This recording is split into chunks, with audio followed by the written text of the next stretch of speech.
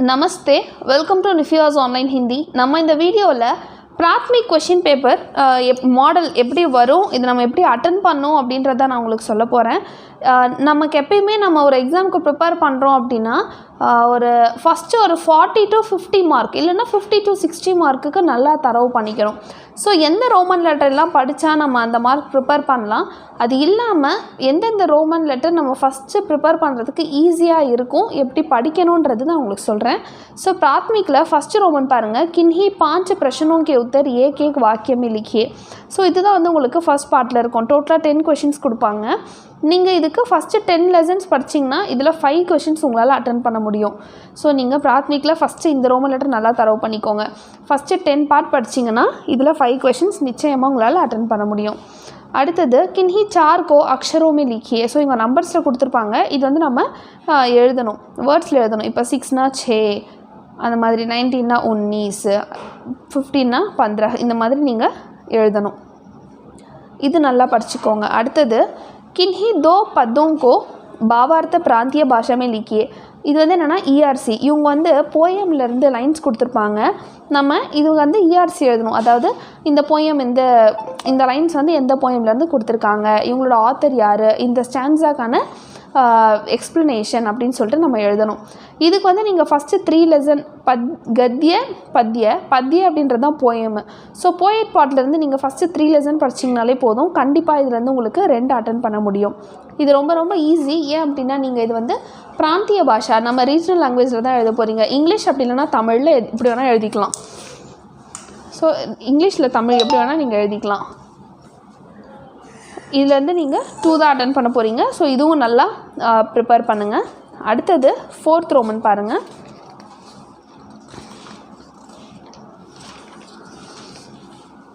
Fourth Roman வந்து என்னென்னா किन्हीं एक दोहे का कंठस्थ रूप ज्यों का त्यों लिखिए. ஸோ இது வந்து தோஹை, நம்ம தோஹை வந்து எத்தனைனா 2 படிச்சிருக்கோம். அந்த 2லேருந்து கண்டிப்பாக உங்களுக்கு ஒன்று வந்துடும். ஸோ இதில் தோஹையில் ஃபஸ்ட்டு லாஸ்ட்டு இந்த வார்த்தைகள் கொடுத்துருவாங்க, அதை பேஸ் பண்ணி இது எந்த தோஹையிலேருந்து இருக்குது அப்படின்றத நம்ம எழுதணும். இதுவும் வந்து ஈஸி. அடுத்தது किन्हीं 3 का अर्थ प्रांतीय भाषा में लिखिए. 3 का अर्थ ஸோ மீனிங்ஸு. அடுத்தது விலோம் சப்தனா ஆப்போசிட்ஸு. சரிங்களா, இது வந்து இங்கிலீஷில் தமிழில் மீனிங்ஸ் எழுதும்போது ஒன்று இங்கிலீஷில் எழுதுங்க, அப்படி இல்லைனா தமிழில் எழுதுங்க. அடுத்தது விலோம் சப்த, இது வந்து ஆப்போசிட்ஸு. இந்த 2 கொஷின், இந்த 2 ரோமன் நீங்கள் அட்டன் பண்ணுறதுக்கு கத்திய பாட்டு பெஷேவர்லேருந்து ஹமாரா ஸ்கூல் வரைக்கும் நல்லா படிச்சுக்கோங்க. அதுலேருந்து உங்களுக்கு ஓரளவுக்கு இதில் உங்களுக்கு வந்துடும். அடுத்தது किन्हीं 4 वाक्यों को सही या गलत लिखिए. இதுவும் வந்து உங்களுக்கு கத்திய பாட்டில் ஃபஸ்ட்டு 4 லெசனில் தான் உங்களுக்கு ட்ரூ ஆர் ஃபால்ஸே கொடுத்துருப்பாங்க. நீங்கள் அதை மட்டும் படிச்சிங்கனாலே போதும், இதை எழுதிடலாம். ட்ரூ ஆர் ஃபால்ஸ் கொஞ்சம் நல்லா படிச்சுக்கோங்க, ஏன்னா 5 கேட்டு அதுலேருந்து 4 எழுத சொல்கிறாங்க. இதெல்லாம் நல்லா ஈஸியாக மார்க் ஸ்கோர் பண்ணக்கூடிய ஏரியா, அதனால் இதை வந்து நல்லா படிச்சுக்கோங்க. அடுத்தது வந்து ரோமன் லெட்டர் 8. किन्हीं 4 के कोष्टक से सही शब्द चुनकर खाली जगह भरिए. இது என்னென்னா சூஸ். ஸோ இவங்க வந்து நமக்கு இங்கே கொடுத்துட்டு சூஸ் 2 இது கொடுத்துருப்பாங்க, இதில் எது அப்படின்றத நம்ம எழுதணும். சூஸையுமே வந்து நீங்கள் கொஞ்சம் நல்லா படிச்சுக்கோங்க. ஏன் அப்படின்னா 5 கொடுத்து அதில் 4 எழுத சொல்கிறாங்க. ஸோ சூஸ் வந்து உங்களுக்கு லாஸ்ட்டாக இருக்கக்கூடிய ஒரு 3 லெசன்ஸில் தான் இருக்கும், அதனால் இதை நல்லா படிச்சுக்கோங்க. அடுத்தது நிம்னலிக்கித் வாக்கியம் கோ ஜோடியே. இது வந்து மேட்ச்மே உங்களுக்கு லாஸ்ட்டாக இருக்கக்கூடிய அந்த கத்திய பாட்டில் ஒரு 3 லெசனில் தான் மேட்ச் இருக்குது, அதனால் மேட்ச் நல்லா படிச்சுக்கோங்க. ஸோ 4 கொஷின்ஸு நீங்கள் 4மே அட்டன் பண்ணும், மேட்ச் பார்த்து கரெக்டாக மேட்ச் வந்து எழுதுங்க.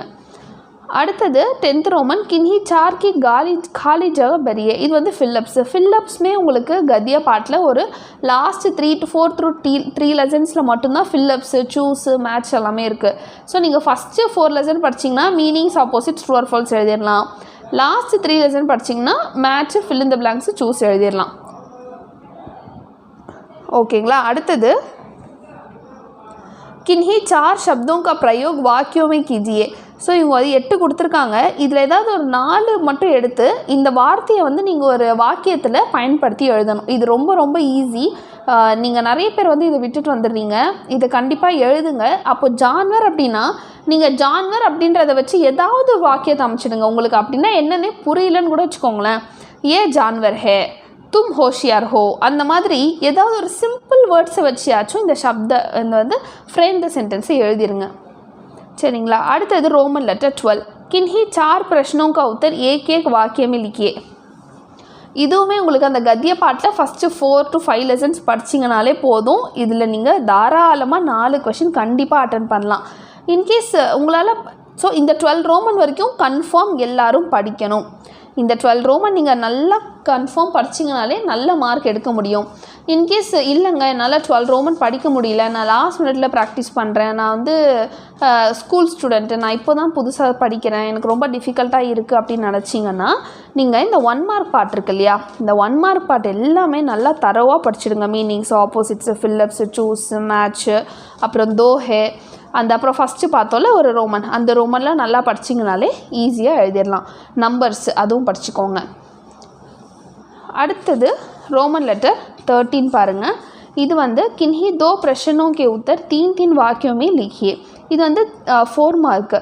இதுக்கு வந்து நீங்கள் பாலத்து ஜான்வர் ஒரு லெசன் இருக்குது, அந்த லெசன் மட்டும் படித்தாலே போதும். அதுலேருந்து நிச்சயமாக உங்களுக்கு 2 கொஷின் வந்துடும், மோர் ஆர்லெஸ் வந்துடும். அப்படி இல்லைனா ஒரு கொஷின் ஆச்சும் அதுலேருந்து வந்துடும். ஸோ நீங்கள் 3 மார்க்கு வந்து அதுலேருந்து படிச்சுக்கோங்க. அடுத்தது ரோமன் லெட்டர் 14 கஹானி. கஹானி வந்து பார்த்திங்கன்னா ஃபஸ்ட்டு நீங்கள் கஹானிக்கு ஃபஸ்ட் இம்பார்ட்டன்ஸ் கொடுக்க வேண்டாம். ரோமன் லெட்டர் 13 இல்லை ரோமன் லெட்டர் 12 வரைக்கும் நல்லா எல்லாமே தரோவாக படிச்சுடுங்க. படிச்சுட்டு அதுக்கப்புறமா நீங்கள் இந்த ரோமன் லெட்டர் 14 கஹானியில் என்னென்ன ஸ்டோரி இருக்குன்றத ஒரு கிளான்ஸ் பார்த்து வச்சுக்கோங்க. அடுத்தது, அதாவது நான் இந்த கிளான்ஸ் பார்த்து வச்சுக்கோங்கன்னு சொல்கிறது என்னால் நிறைய படிக்க முடியாது அப்படின்றவங்க மட்டும்தான். நீங்கள் நல்லா படிக்கிறீங்க, உங்களுக்கு ஈஸியாக இருக்குன்னா நீங்கள் நல்லா படிச்சு வைங்க எல்லாத்தையுமே. அடுத்து किन्हीं 5 वाक्यों का अनुवाद प्रांतीय भाषा में कीजिए. இது வந்து டிரான்ஸ்லேஷனு. பிராந்திய பாஷா அப்படின்னாலே வந்து என்னது, பிராந்திய பாஷானா ரீஜனல் லாங்குவேஜ், நம்மளுடைய தாய்மொழி. உங்களுக்கு எது தாய்மொழி? தமிழ். இதை வந்து மலையாளம், கன்னடம், ஸோ அவங்களுக்கு இருக்க தாய்மொழியாக எழுதிக்கலாம். நான் தாய்மொழியில் கொஞ்சம் வீக்காக இருக்குங்க அப்படின்னா நீங்கள் இங்கிலீஷில் எழுதிக்கலாம். இது வந்து ரொம்ப ரொம்ப ஈஸி. நீங்கள் ஜஸ்ட்டு நான் இதுக்காக வீடியோஸ் கொடுத்துருக்கேன், ட்ரான்ஸ்லேஷனுக்கு நான் வீடியோஸ், எல்லா ரோமன் லெட்டருக்கும் நான் வீடியோஸ் அப்லோட் பண்ணியிருக்கேன், ட்ரான்ஸ்லேஷனுக்கும் நான் அப்லோட் பண்ணியிருக்கேன். நீங்கள் வீடியோஸ் வந்து பார்த்து தெரிஞ்சுக்கோங்க எப்படி படிக்கணும்னு. அடுத்தது லாஸ்ட் ரோமன் 16 किन्हीं 4 वाक्यों का अनुवाद हिंदी में कीजिए. ஸோ இவங்க தமிழ் அண்ட் இங்கிலீஷில் கொடுத்துருக்காங்க, நம்ம இது எப்படி எழுதணும், ஹிந்தியில் எழுதணும். இதுவும் ஈஸி தான். இதுவும் எப்படி பண்ணணும் அப்படின்றது நான் ஆல்ரெடி வீடியோ வந்து அப்லோட் பண்ணியிருக்கேன், அதை பார்த்து தெரிஞ்சுக்கோங்க. ஃபஸ்ட்டு நீங்கள் கொஷின் பேப்பரை பார்த்த உடனே நம்ம பட்டுன்னு எழுத ஆரம்பிச்சிடக்கூடாது. கரெக்டாக அந்த கொஷினுக்கான ரோமனை வந்து நல்லா தெளிவாக படிக்கணும். என்ன கேட்டிருக்காங்க, என்ன எழுத சொல்லியிருக்காங்கன்னு சொல்லிட்டு ஃபஸ்ட்டு நிதானமாக நல்லா படிக்கணும். படிச்சுட்டு எழுத ஆரம்பிங்க. இன்னொன்று, ப்ரெசன்டேஷன் ரொம்ப ரொம்ப முக்கியம். எழுதும்போது ப்ரெசன்டேஷன் எவ்வளோ முக்கியம்னா, ப்ரெசன்டேஷன் நல்லா இருந்தால் உங்களுக்கு நல்ல மார்க் கிடைக்கும். ஸோ நிறைய அடித்து எழுதுறது, அடித்து திருத்தி எழுதுறதெல்லாம் விட்டுட்டு கொஞ்சம் நல்லா எழுதுங்க.